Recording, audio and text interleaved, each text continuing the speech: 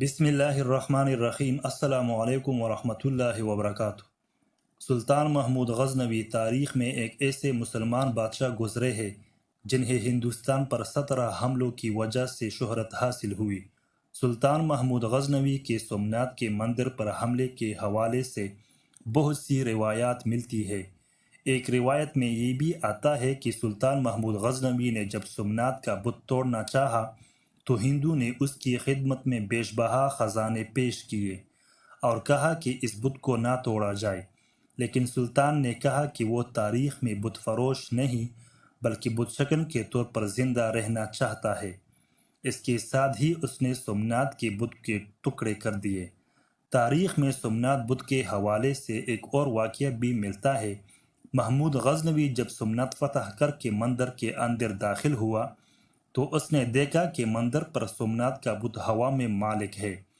بت کو مندر کے بڑے کمرے میں اس انداز میں مالک دیکھ کر ہر شخص اس کی برتری تسلیم کر لیتا، اور جو برتری تسلیم نہ کرتا وہ بھی ایک بار سوچنے پر مجبور ہو جاتا تھا کہ یہ وثنی بت کسی زنجیر، کسی نظر نہ آنے والے سہارے کے بغیر کس طرح فضا میں مالک ہے۔ سلطان کے ساتھ اس وقت معروف مسلم دانشور البیرونی بھی موجود تھے۔ محمود غزنوی نے حیران ہو کر البیرونی سے پوچھا، یہ کیا ماجرا ہے؟ یہ بت بغیر کسی سہارے کے فضا میں کس طرح مالک ہے؟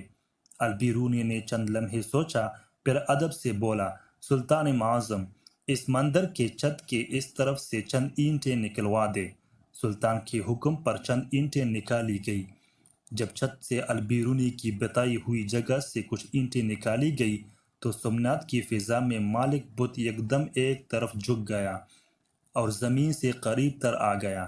البیرونی نے ادب سے وضاحت کی، سلطان معظم، یہ ان ہندو پروہتوں اور پنڈتوں کی مکاری ہے۔ یہ بت لوہے کا بنوایا گیا ہے اور مندر کے چھت پر مخصوص جگہ بہت بڑے مقناطیس نصب کیے گئے ہیں۔ یہ مقناطیس لوہے کی بت کو اپنی طرف کھینچتے رہتے ہیں اور یوں یہ بت ساکت مالک رہتا ہے۔ چونکہ یہ بڑے بڑے مقناطیس مضبوطی سے نصب کیے گئے ہیں، اپنی جگہ سے نہیں ہلتے، اسی لیے یہ بت بھی فضا میں مالک ہے۔ جب مندر کی چھت اکاڑی گئی تو وہ بت بھی دھڑام سے زمین پر گر پڑا۔ پھر اینٹوں کا معائنہ کیا گیا تو البیرونی کا تجزیہ 100% صحیح نکلا۔ سومنات مندر کے حوالے سے بھارت کی معروف تاریخ دان رومیلا تاپر نے 2005 میں ایک کتاب سومناتا ایک تاریخ کی کئی آوازیں لکھی تھی، جس میں انہوں نے سلطان محمود غزنوی کے سومنات مندر پر حملے کا تفصیل کے ساتھ ذکر کیا ہے۔ رومیلا تاپر کے مطابق سومنات مندر پر حملے اور اس کے بڑے بت کو توڑنے کے واقعے کو بھارت میں ہندو مسلم تفریق کا ایک کلیدی لمحہ بتایا جاتا ہے، جبکہ حقیقت میں اس زمانے میں اس کی شاید اتنی اہمیت نہیں تھی۔ برطانوی راج میں سب سے پہلے انگریزوں نے اس واقعے کو ہندو مسلمان تفریق کے طور پر پیش کیا تھا۔ اس کے بعض متضاد نظریات کے لوگ اسے اپنے اپنے معنی بہناتے رہے ہیں۔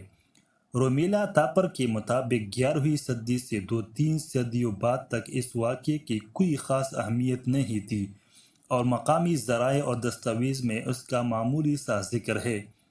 ان معلومات سے یہ تاثر ملتا ہے کہ اس زمانے میں اور اس ماحول میں مندروں کی تباہی، لوٹ مار اور پھر مرمت عام تھی۔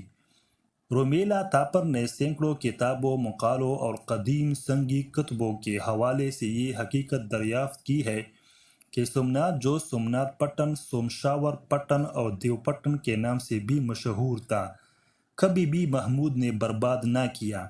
تاپر کا کہنا ہے کہ اس زمانوں میں بڑے اور اہم مندروں کی جاگیریں ہوتی تھیں اور ان کے اندر نذرانوں کی صورت میں جمع شدہ بے پناہ دولت ہوتی تھی، یہاں تک کہ جب کوئی ہندو راجا بھی ان خطوں میں یلغار کرتا تو وہ بھی ان مندروں کو لوٹتا تھا اور اکثر اپنی فتح کی نشانی کے طور پر وہاں ایستادہ بت اپنے ساتھ لے جاتا تھا۔